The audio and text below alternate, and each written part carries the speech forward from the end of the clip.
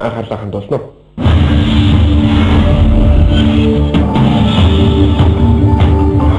Улсын хурлын нэгдсэн хуралдаанаар 8 асуудал хэлэлцэхээр төлөвлөсөн юм хамгийн ихэнд төсвийн тогтвортой байдлын тухай хуульд өөрчлөлт оруулах асуудлыг хэлэлцэж гишүүд өөрийн таацыг 60% хүргэх үү цаашид хямралаас хэрхэн гарах талаар ерхий сайдаас асуулт асууж хариулт авлаа.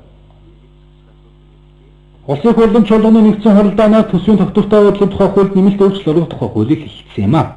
Засгийн газраас өргөн мэдүүлсэн төсвийн тогтвортой байдлын тухай хууль энэ онд улсын өрийн хэмжээг дотоодын нийт бүтээгдэхүүний 60%, 2016 онд 55%, 2017 онд 50%, харин 2018 онд 40% болгон бууруулахаар заагаад байгаа юм а. Гишүүд өрийн хэмжээ болон хямралаас гарах төлөвлөгөөний тухай ерөнхий сайд болон сангийн сайдаас асуулт асууж хариултаа авцгаасан юм. Төсвийн тогтвортой байдлын хууль бол олон улсын төвшөнд бид очлоо 2% гэдэг бол Монгол улсын хэмжээнд бол хамгийн барих гол үндсэн шалгуураа гэдээ бид батлаад алга тасч байсан. Одоо 5% болгоно гэж байна.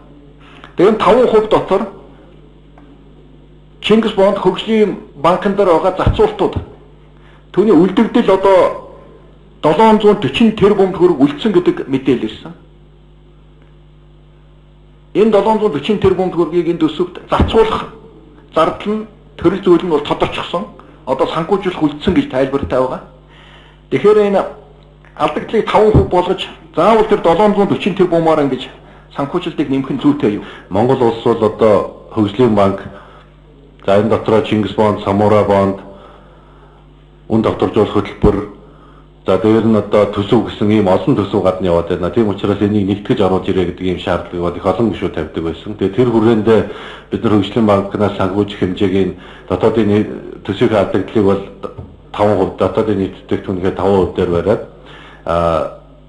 улсын төсөв эргэн төлөгдөх нөхцөлтэй төсөл хөтөлбөрүүдийг хэрэгжих хэмжээг нь 719 тэрбум төгрөгөөр тавьж ингэж дотоодын нийт бүтээгдэхүүний бол 5% дээр ирсэн байгаа. Тэрнээс шууд хэрвээ гаднаас санхүүжигдсэн эдгээр зөөлөөр санхүүжигдсэн төсөл хөтөлбөрүүдийг бууруулах юм бол дотоодын нийт бүтээгдэхүүний хувьд бол 1.8% алдагдaltaй төсвийн төсөл бол боловсруулагдж өргөн баригдсан байгаа.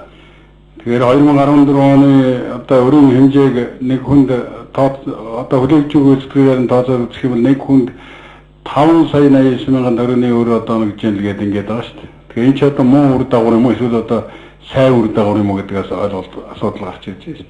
Хэрвээ төсвийн алдагдлыг дотоодын нийт бүтээгдэхүүний 5% дээрээ барина гэдэг чинь хямрал цаашаага үргэлжлээд эдийн засгийн унах уналтын хэмжээ 15 онд үргэлжлээд 16 ондоо явна гэсэн үг. Төсвийн алдагдал дотоодын нийт бүтээгдэхүүний уран хувааж дэшээ гарах юм бол угаасаа энэ эдийн засаг сөрөг нөлөө орж ирдэг нь сөрөг нөлөө үзүүлдэггүйгээд эдийн бусд оронд болсон бүх туршлага манад Монголд өнгөрсөн 2 жилийн хугацаанд болсон гашуун туршлага бүгд харуулсан шүү дээ. Тэр заавал энэ алдаагаа дахиад үргэлжлүүлнэ гэж зүтгээд байх ямар шаардлага байна. Зөндөө тайлбарласан, зөндөө хэлсэн. Хэрвээ энийг ойлгохгүй байгаа бол энэ дээрээс Монгол улсын эдийн засгийг хямралаас гаргах юм байна гэж хойдод хэрэггүй. Хамтарсан хамгийн эхний төсвийн тодтгол бол одоо ингээд орж ирж байгаа.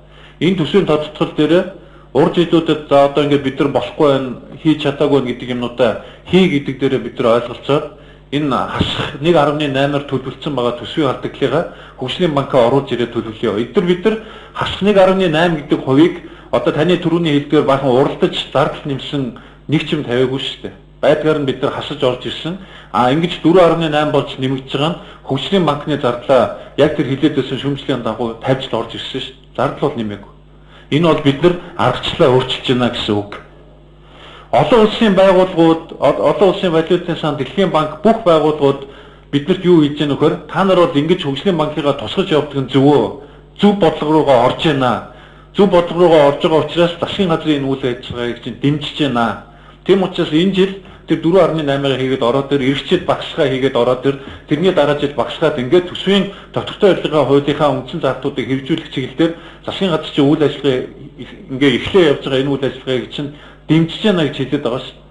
Тэгээ ингэж дэмжиж байна гэдэг маань өөрөө бид нар бол энэ засгийн газрын явж байгаа үйл ажиллагаа зөв зарчим зөв зам руугаа гараад эхлээд явж байна гэж ингэж ойлгож байгаа. Энийг нь аюул болсон юм шиг, энийг нь бид нар буруу сигнал болсон юм шиг гэдэг ингээд яриад унах юм бол нөгөө урд жилүүдэд өгчээсэн тэр шүүмжлэл, урд жилүүдэд энэ засгийн газрыг засаачаа гэж хэлсэн тэр байр суурь маань бас юу болж хувирах вэ гэдгээ бодооч гэж. Өмнө нь авсан зээлээ ямар үр дүнтэй юун зарцуулав, тэрүүгээр эдийн засгт ямар үр өгөөж, ард түмэнд ямар сайн сайхан зүйлийг хийж бүтээв гэдг нь тодорхойгүй. Хаана юунд тэр авсан одоо их хэмжээний зээлүүд хаашаа орсон тодорхойгүй. Ийм үед дахиад бид нар одоо учир утгагүй гаднаас зээл авах нь буруу гэдэг байр суурийг барьж байсан. Одоо ч барьж байгаа. Харамсалтай нь өнөөдөр хөрсөн төвшингээ бид ярьж байгаа. Өнөөдөр одоо төсвийн тогтвортой байдлын тухай хуулинд 40% бичсэн байдаг. Гэтэл өмнөх засгийн газар маань өнөөдөр явсаар байгаад 58.3% хүрэгчжээ. Гэтэл бид нар бас яа харахгүй гэдэг. Одоогийн хөрсөн төвшинг нь одоо хүлээн зөвшөөрөөд цаашид нэмж зээл авахгүй гаднаас өр тавихгүй гэдэг агуулгаар Монгол Ардын намын бүлгийг одоо хэлж болох юмаа гэж үзэж байгаа. Бусдаар гаднаас нэмж зээл авъя. Тэгэхэд бол өрийн босхыг одоо нэмэгдүүлье гэдэг зорилгоор бид энийг хилцэхгүй гэж байгаа. Эдийн засгийн хүндрэл маань үнэхээр бас хүндхэн шиг хүндэрсэн байна.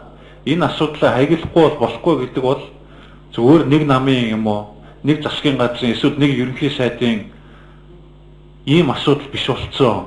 Энэ бол улс үндэсний асуудал болцсон. Тэр асуудлаа ойлгож хандах ийм цаг болцсон. Энэ дээр манай нам ингэж үзэж байгаа, танаа нам ингэж байгаа гэж явах юм бол бид нар энэ асуудлаа шийдэж чадахгүй асуудал руугаа орноо. Би таны хэлж байгаа нэг зүйлтэй санал нэгдчих. Тэр нь юу гэхээр өнөөдрийнхөө энэ хүрсэн байгаа төвшнгөө фиксацлая. Энэ асуудлаа одоо ингээд тогтоогод авъя гэдэгтээ чинь санал нэгдчихэв. Гэхдээ бид нар чинь өнөөдөр ингэж нэг энийг тогтоогод авахаас гадна маргааш ямар өдөр болох юм бэ гэдгийг нэг шийдэх ёстой байгаа ч. Тэн дээр засгийн газар ерөнхий сайдын хувьд байр суурь тодорхой илэрхийлсэн шүү. Бид нар дахид засгийн газар богино хугацааны арилжааны зээл авахгүй, бонд босгохгүй. Нэг хоёрдугаарт нэг хөнгөлтөө урт хугацааны одоо 10-аас 40 жилийн хугацаатай ийм зээлүүд дээр бол засгийн газар их хурл руу асуудлаа орж ирж ийм асуудлыг ярина. Яагаад тэгэхээр засгийн газар ийм дэд бүтцийн том төслүүдийг хэрэгжүүлэхгүй бол хувийн хвшил хийж хийдгүү маа. 3.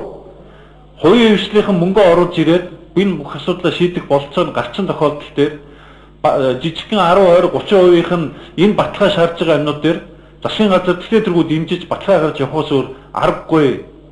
Энэ бол маргааш өдрийн тухай асуудал ярьж байгаа. Ингэж үйл ажиллагаа явуулахад аль нэг намын байр суурь гэдгээсээ илүү энэ Монгол улс энэ үүсэт байгаа нөхцөл байдал энэ хүндрэлээс гарах нь бол илүү энэ асуудалд хандах зөв өнцгөө гэж ингэж харж байгаамаа. Өөрийн хязгаарыг нэмэгдүүлснээр өнөөгийн нөхцөлд дахин гаднаас их үүсвэр мөнгө татах боломжгүй байгаа юм аа. Учир нь дотоодын бүтээгдэхүүний өсөлт ердөө 70% байгаатай холбоотой.